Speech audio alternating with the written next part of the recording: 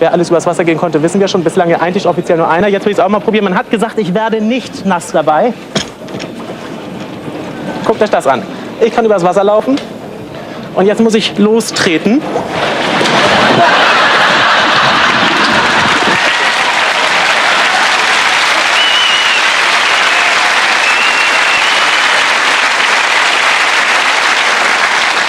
There we are, there's German efficiency for you. Get your suit cleaned while you're working. Anyway, welcome back to part 3, and now, cooking. Oh, good, more food. And here's Sue Porter with a cookery show nightmare. Well, my TV nightmare happened when I was working as the presenter for a TV food channel. And I thought I was interviewing 2 Russian chefs. But in fact, they turned out to be 2 videotape editors who worked in the building. Welcome back. We've got a first now for Food Network Daily. We're going to show you a Russian recipe. Helping us to do that are Vladimir Ilyich Petrochenkov and Vanya Chehudisbolsov. How was that? Thank you. On the day, we decided to stay in character. Even all the way down to makeup. Yeah. Walked in there, and the funniest thing to me was the makeup woman. She looked at Mike and said, "You know, you're the dead spit of someone who works upstairs in video editing." We have to get here vodka for you, sir. It's tradition. Right, okay. If you don't want to take them, don't worry. No, I'm quite happy to drink vodka. No problem there.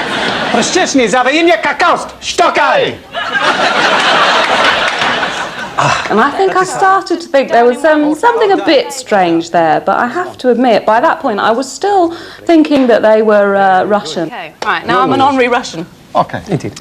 Right. One of the jokes we did was with the meat cleaver. I've been practicing juggling it for weeks because it was really sharp. You did not know. I tried for the Moscow State Circus. Oh, you're a juggler as well. I was Oh, for a no! long time. Vegetable chef. Vegetable chef with Moscow State Circus when on tour. And the juggling men, they teach me a few tricks with my jugger. Oh. What do you say in English? Cleavage, da? Yeah, cleaver. Hot butter knobbing and warm in pan until gently A butter knobbing. Butter knobbing. It's a knob of butter, yes, you can call that. To prepare vegetables Russian way, you have to be scrubber, and you have scrubber brush. I have to be a scrubber. We've got to have some order in this kitchen. Food. We've got to get this finished. But first we must sing our traditional song to food before we continue. We must. У тебя есть презерватив, не будем рисковать. Мне вульгарная инфекция, везде туго говорят. Why didn't I just kind of stop the whole thing then? When the producer told her, there was a look of absolute disbelief on her face. Her jaw dropped. You know, Bang on the floor. We'd got her 100%. Thank you very much. Introduce you to Mike from editing and Barry from editing. Looking back on it, it was great. It's one of the best wind-ups I've ever done. You've got to admit, they were good. In my defence, they were pretty darn good, weren't they? Those accents, pretty convincing. Oh, well done! Well done! I've been done like a kipper. Okay, Sue, this is for you. Prestiżnie zawienie kakaost. Sztokaj! And thank you to the Russian chefs, Barry and Mike. Now, that's a classic example of a TV nightmare. Very embarrassing, very funny, but we can laugh because no one gets hurt. In this next one, Ross Kelly very nearly does get hurt, but what the hell? Let's have a laugh anyway. My TV nightmare happened when I was filming with a pest control man in Florida. The pest, not like a pigeon in your attic, he had to deal with that day was a 7-foot alligator, which to him was small. Be cautious, though. Oh, no, it's big. It's big. Big. When I looked at the thing in the water, swimming around like that, writhing in the deep, in its element, see, to me, it just looked like a killer. All right, come here. Grab my pole. Pull it tight. Go, pull tight. Tighter. Okay, now hang on. Hang on. All right, let's try to pull him up on the patio. Back up. You're doing fine. Doing good. Bring him on up. Ready? Bring him on up. Lift him up.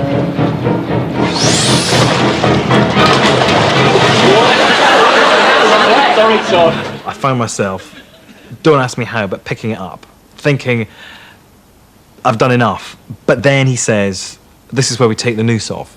And that's the point that everyone knew, they could hear in my voice that I was just so scared. Yeah, back towards the middle there more.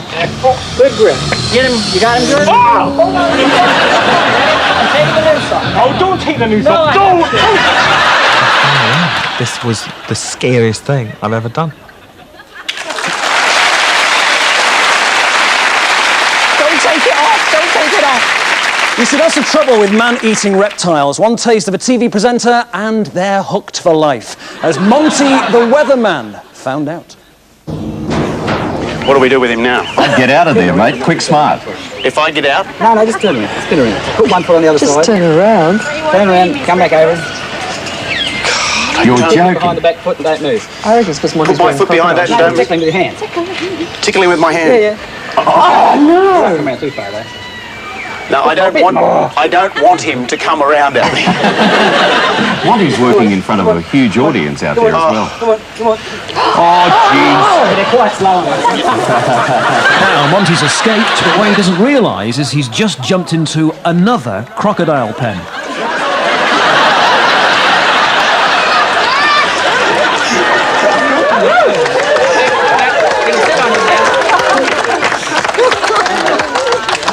Oh, Monty, don't be silly. The only thing you can do is walk in the water. That's all he'll do now. Oh, you're joking. Oh, no. Monty, you don't believe that guy, do you? Oh, well, Monty, you're really safe up there, aren't you? Now we're back with you, Monty. Is this a real one? This is child's play in comparison to the other one. This is like taking a little fella for a walk. Watch this. You'll go in there. Monty, Isn't he cute? isn't Hey? that lovely?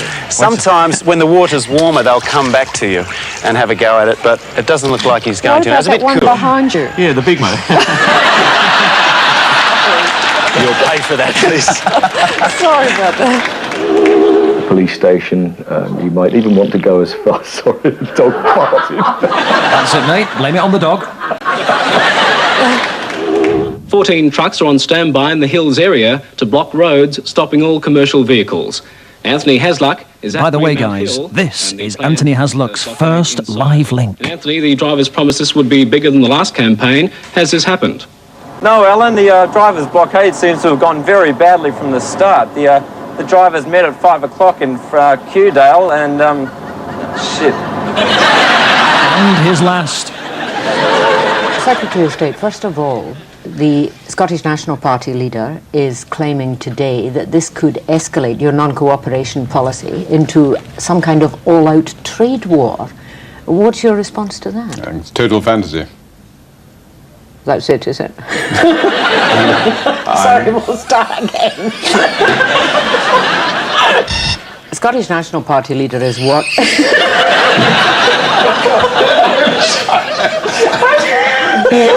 You are entirely responsible for this. You ask a question, you get an answer, you don't like it.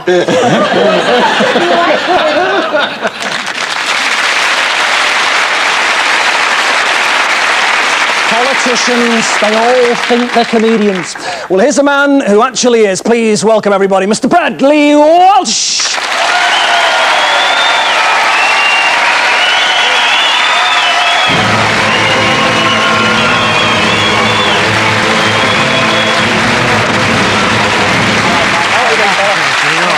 Yeah, thank you very much. Bradley, Yes. I'm actually surprised Yes. that you managed to make it I made it here in one piece. from there to here, yeah, in one piece. Yes. Because you're not that steady on your feet, really, are you? Well, I'm not actually. No, I'm not very good. What do you mean? What do you mean exactly? You tell us what we're about to see. Oh, right. I did a show, and they asked me to do this show called Snakes and Ladders. You see, and it was the biggest set I'd ever seen. I think we filmed it at Shepperton. And I walked in and saw the set, and I said, this is the biggest set I've ever seen. And the top of it was like 50 foot high. It was 50 foot deep.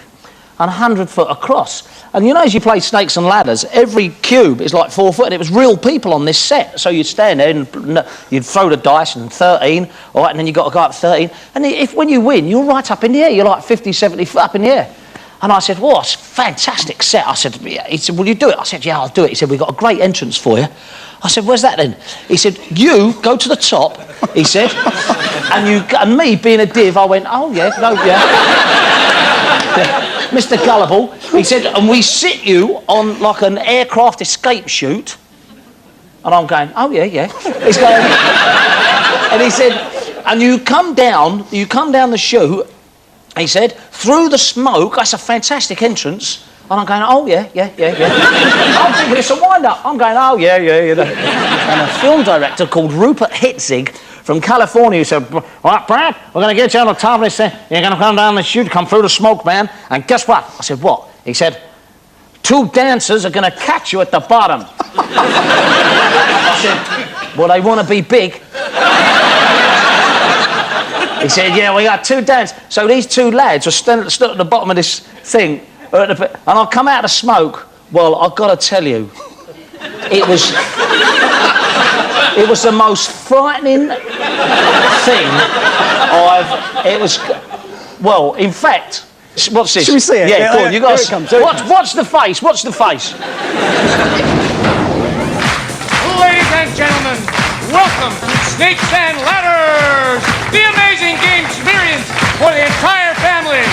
Your host, Mr. Brad Leewald.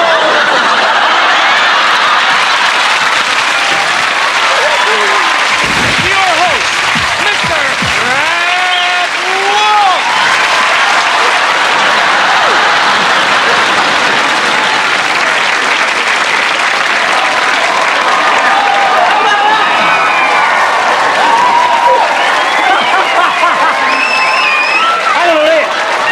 Let's sort me knickers out. My bum's alight. You see, you saw. Why is that guy behind you wafting you? Well, because Helen Chamberlain's arms were on fire, my arse was alight. It was like striking a massive Swan Vesta coming down. And he said to me, Brad, he said, don't worry, will you? He said, you're not going to get hurt, man. He said, we got this coconut mat for you to come down on. I said, oh, that's really handy. And it was like someone getting a load of barbed wire and Rivita and scraping them. But I was walking around like a half-shut penknife for a full night. Magnificent.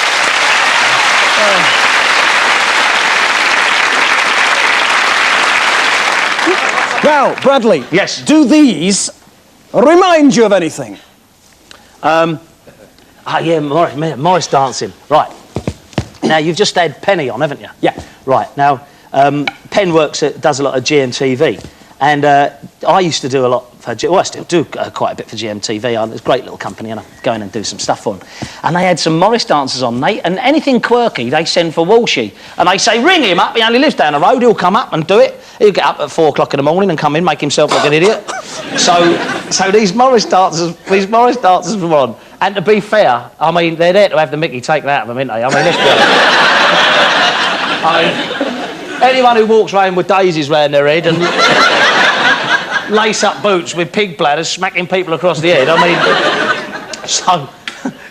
So they said to me, just join in. So I went, yeah, all right then. So this is the clip. Is this live again? Right, this is live telly, right? This is live telly. So watch me just messing about, and then watch me in the background as I jump on a bench at the back of the South Bank over here in the studio. Watch Bradley. Watch me in the back.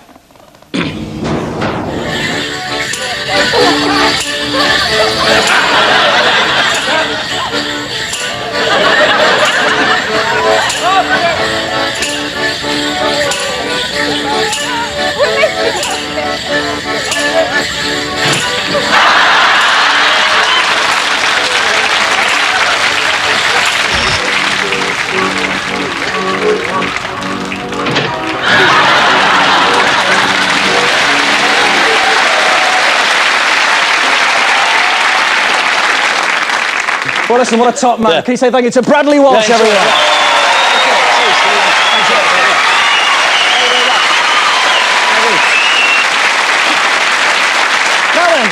These next clips do have a theme. See if you can guess what it is. Oh, and by the way, the first bloke's name is Simon Peters. That's Simon Peters.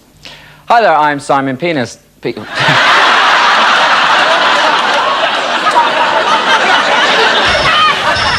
morning, Virginia. A Virginia classic from Bob Corey, fresh roasted penis.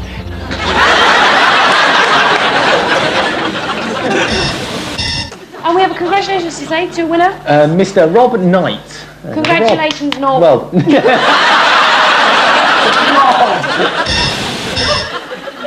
Now, the man on the right has been briefed on how to behave when meeting the President of the United States.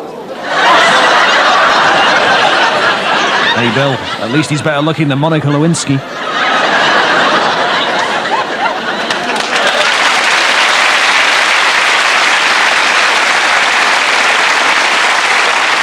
You see, the trouble with Clinton is that he just didn't think, at least not with his brain. But people who do use their brains don't always think things through, as Rory Bremner found out. Right, Peter, you old techno-nerd, you. What load of old cobblers have you got for us today? Well, folks, the answer is this. A virtual reality me.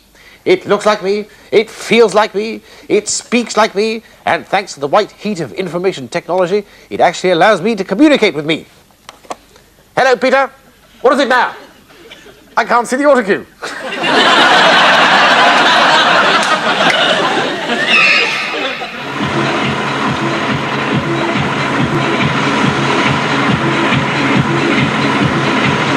I think this guy is starting to regret having 8 pints of lager, sushi, and a pickled gherkin for lunch.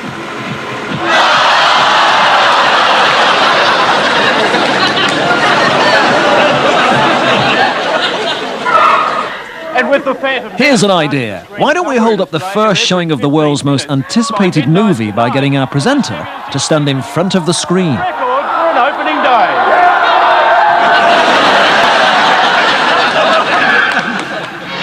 Why didn't we think of that? A motorized desk.